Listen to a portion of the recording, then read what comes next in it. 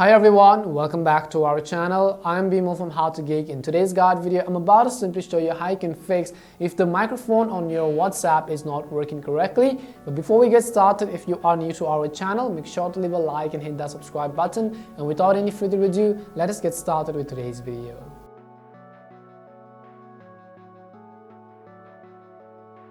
How to fix WhatsApp microphone not working. Now, there is not a definitive way to actually find out why the microphone is not working, but most probably the first reason I would definitely say is that it is lacking the microphone permissions or access for the WhatsApp app on your device. So without actually trying to update and do all of those basic stuffs, I will get directly to the settings on how you can actually enable those permissions, which is actually the first reason why the microphone may not be working on WhatsApp in the first place.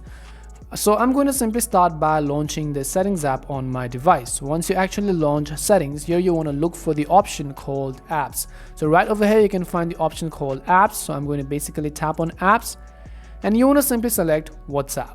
Once you select WhatsApp, you can see this is how the interface is going to look like.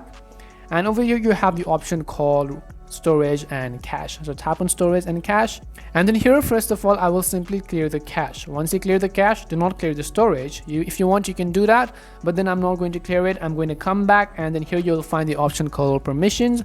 So I will tap on permissions, and you want to look for the option called microphone or call logs, and right at the bottom you'll find the microphone access is not allowed. It is under the not allowed section. So I will tap on microphone right over here, and then make sure to actually allow while using the app, or else you could also ask every time, but I'm going to simply tap on allow while using the app.